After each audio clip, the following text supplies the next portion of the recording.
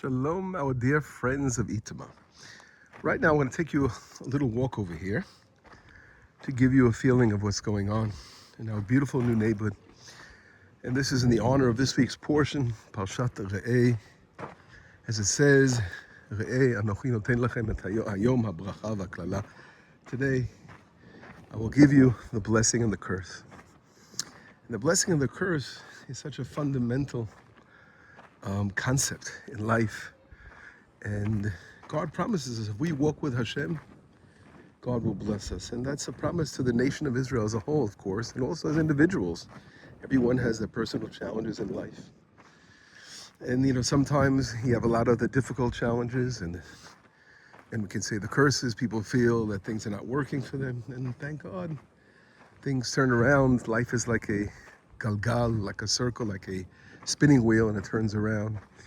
And then things suddenly get better, and life renews itself. And that's the beautiful lesson we also learn, of course, of the seasons.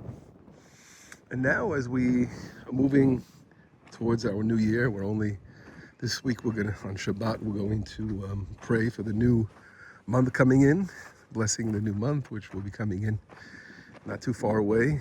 And I want to add to it, this Sunday is the 26th of the month of Av. My wife and I, my dear wife Leah, we made Aliyah. It's going to be already 42 years since we moved to the land of Israel. And our whole life we saw the blessing and the curse, and our challenges in life and the difficulties we went through here in Itama. But what I'm showing you now is the blessing with all the difficulties. And in the distance over there, you could see the village of Chawara right across at the end of the neighborhood. And that's where the terrible terrorist attack from the Fogels came out of that village, and other villages, other attacks. But when I see this, we see the blessing. We see, as it says in Ezekiel, B'damai chayi, in your blood I will live.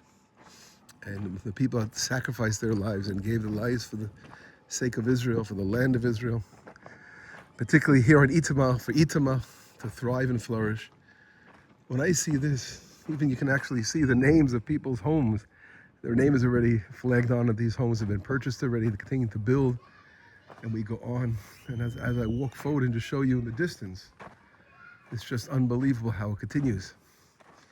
And God willing, we have other building projects in making, and this neighborhood will be ready before you know it. You come and visit Itama, let's say another year from now. I'd like to see life thriving over here with children playing in the streets and cars parked over here and people just enjoying themselves in the land of Israel with the blessing. Wow, fascinating. As we look in the distance over here, we can see that's the mountain called Tel Aruma, one of the famous hills mentioned in the book of Judges. And up there we have one of our farms up there. Life is coming. It's coming alive. Everything's coming alive. Life is just so beautiful, becoming a blessing, the greatest blessing. So when God tells Moshe Rabbeinu, behold, I'm going to give you the blessing.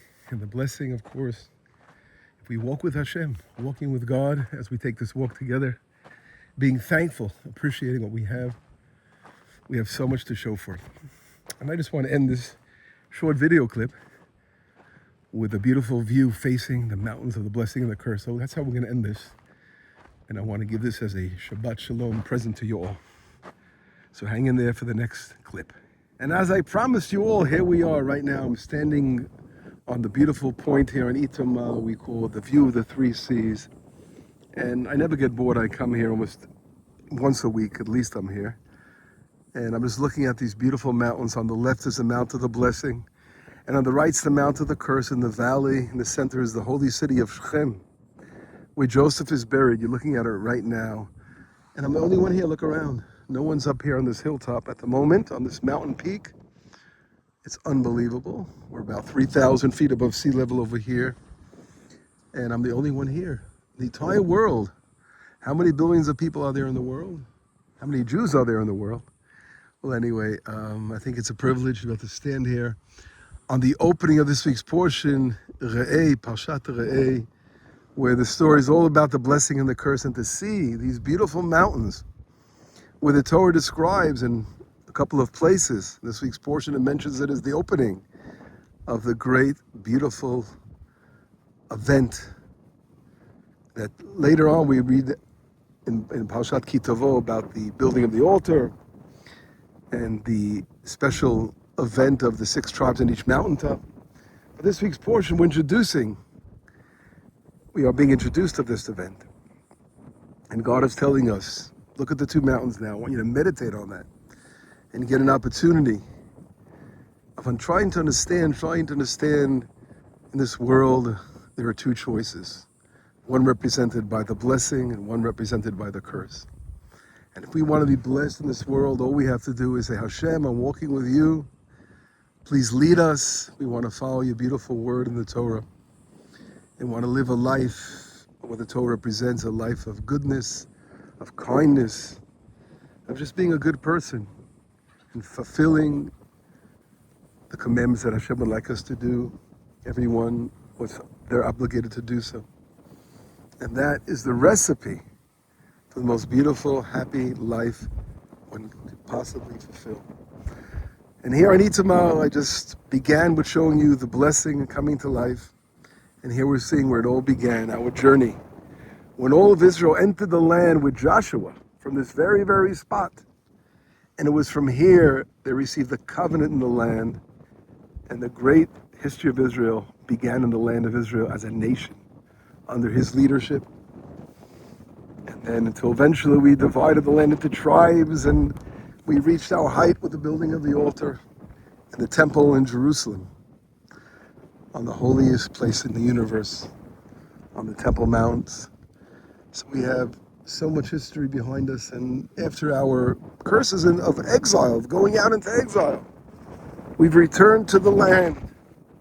We've returned home and are rebuilding our 3rd temple now. This is how it begins, by returning, by settling the land, and eventually will culminate with the building of our 3rd temple. Shabbat Shalom.